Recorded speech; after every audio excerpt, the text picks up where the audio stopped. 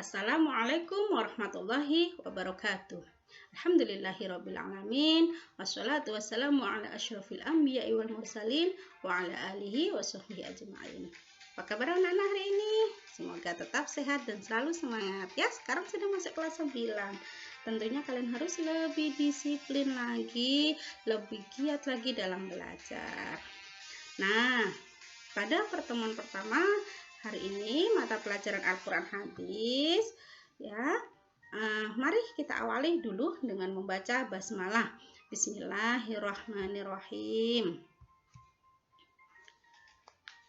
Perkenalkan, saya Ibu Guni Masrohati. Tentunya kalian masih ingat ya, kemarin kelas 8 juga masih bertemu dengan saya selama 1 tahun pada mata pelajaran Al-Quran Hadis.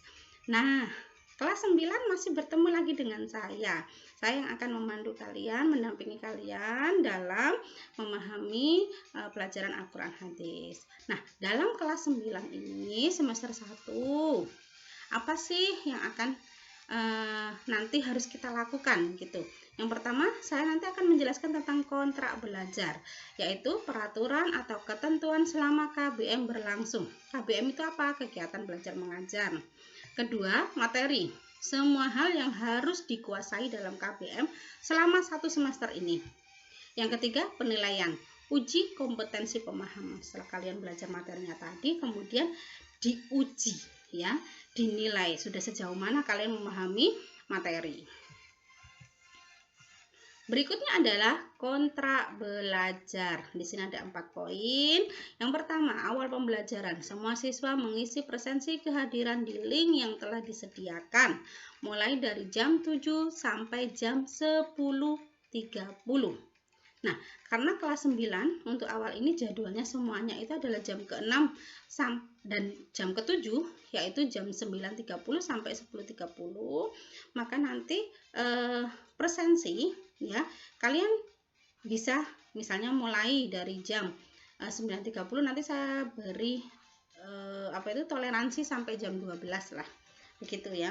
Jadi ketika kalian membuka Google Classroom, setelah melihat forum itu petunjuk tugas yang saya share di sana, kalian langsung beralih ke materi. Di situ nanti ada dua folder, yaitu folder presensi dan KBM. Kalian buka yang presensi dulu, isi presensi dulu, baru nanti yang KBM.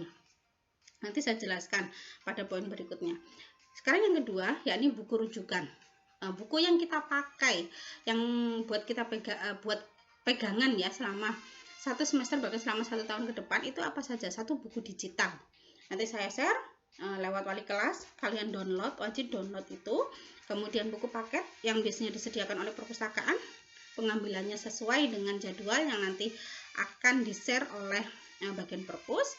Yang ketiga LKS, dan 4 Al-Quran terjemah. Kenapa harus ada Al-Quran terjemah? Karena kita materinya adalah Al-Quran Hadis. Jadi harus selalu sedia Al-Quran terjemah di samping kita ketika pembelajaran. Dan ingat, siapkan juga buku tulis khusus mapel Al-Quran Hadis. Jadi ketika belajar kalian perlu ada hal-hal yang penting kalian catat, itu ditulis di situ. Kemudian yang ketiga materi. Ini kaitannya dengan yang nomor 1 tadi. Materi nanti bisa berupa file atau PowerPoint, PPT itu PowerPoint, video, atau saya sekali-sekali mungkin akan melaksanakan meeting bersama kalian ya. Bisa lewat Google Meet atau lewat Zoom. Nah, ini nanti itu kalian bukanya setelah presensi, kalian buka materi yang di KBM itu. Kalian pelajari dulu materinya. Setelah kalian pelajari, baru kemudian menuju kepada tugas. Nah, tugas ini nanti dikerjakan ya. Maaf karena ini untuk jam pertama sebenarnya. Paling lambat adalah jam 12. Karena kalian kan jam 09.30, maka paling lambat adalah jam 12. Dan akan ada nilai tambahan untuk setiap kedisiplinan. Artinya apa? Ketika KBM itu berlangsung tadi jam 6 dan ke-7, jam 09.30 sampai jam 10.30 ya, itu maka nilai kedisiplinan kalian adalah 100%. Tetapi ketika lebih dari itu maka akan berkurang. Gitu. Nah, apalagi kalau terlambat di hari yang berbeda, maka nilai kedisiplinan kalian juga akan berkurang. Berikutnya materi. Sama seperti di kelas 8 kemarin, materi yang kita pelajari itu ada 3 bab. Yang bab 1 tentang tajwid, bab 2 tentang Al-Quran, bab 3 tentang hadis. Nah, bab 1 ini tajwid, fasih membaca Al-Quran dengan tajwid.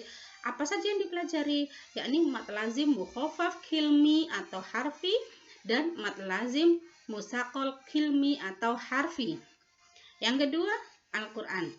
Yakni ayat-ayat Al-Quran yang kita pelajari bertemakan tentang meraih berkah dari jujur dengan bermuamalah, yaitu pada Quran surah Mutaffifin ayat 1-7 dan Quran surah Al-An'am ayat 152.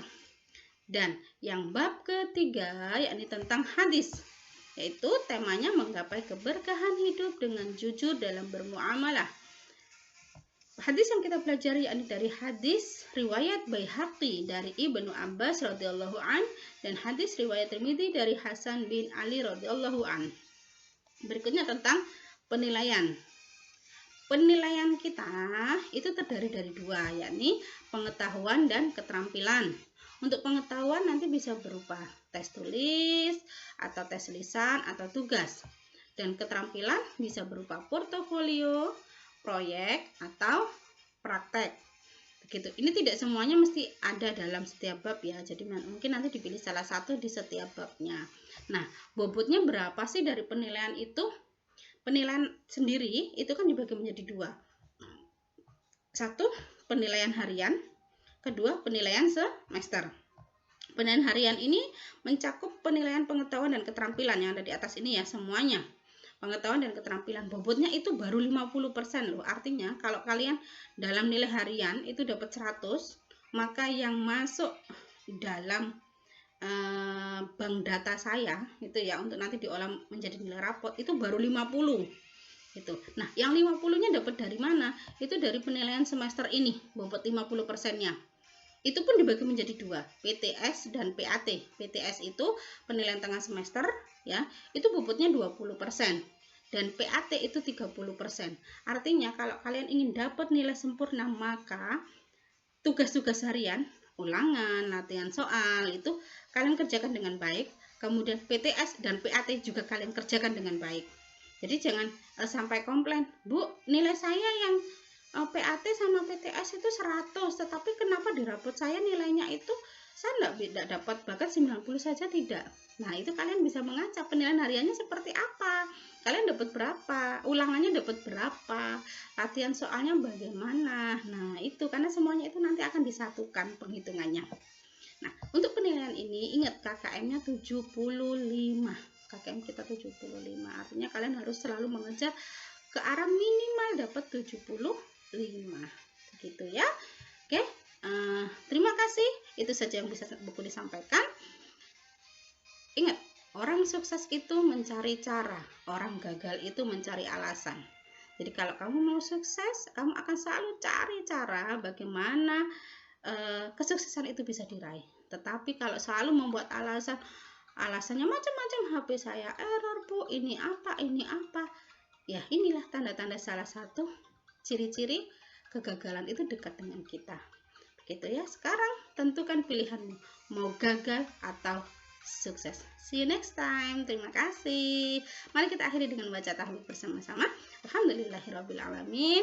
Assalamualaikum warahmatullahi wabarakatuh.